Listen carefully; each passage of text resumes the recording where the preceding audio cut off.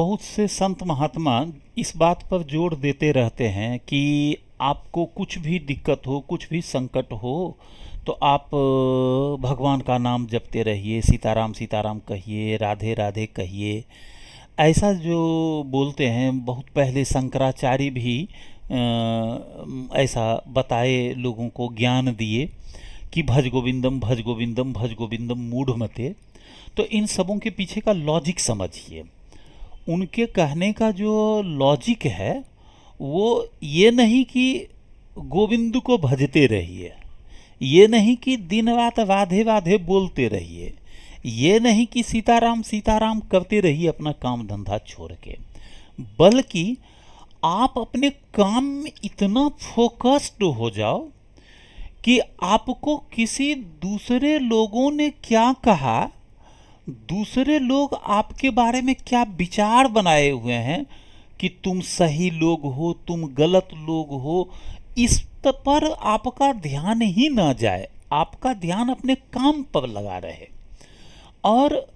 इतना ज़्यादा जब काम में डूबे रहिएगा तो एक तो काम में प्रगति करते रहोगे, और दूसरा जो आप टाइम हमेशा दूसरे के नज़र में अपने आप को जस्टिफाई करने में देते हैं, अपने आप को बचाने में देते हैं, या सामने वाले को ये कन्विंस करने में जो आपका टाइम जाता है कि नहीं हम सही हैं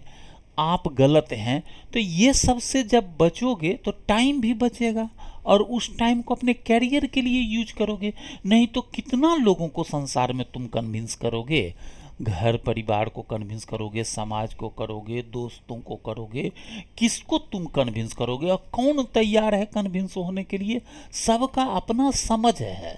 तुम बेहतर भी करो लेकिन समझ सामने वाला का बेहतर नहीं रहेगा तो आपके कहने से वो कभी समझ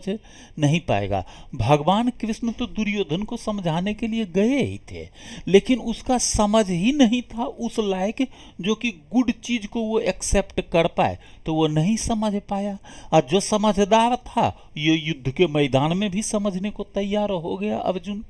तो इस तरह से लोगों के बीच अपने आप को जस्टिफाई और बचाव करने में टाइम बर्बाद नहीं करना है। भज गोविंदम या राधे राधे या सीताराम सीताराम का मतलब है उन शब्दों में ना जीना, उसके भाव में जीना कि अपने काम में इतना ज़्यादा इंगेज रहो, पढ़ाई पर इतना फोकस्ड रहो,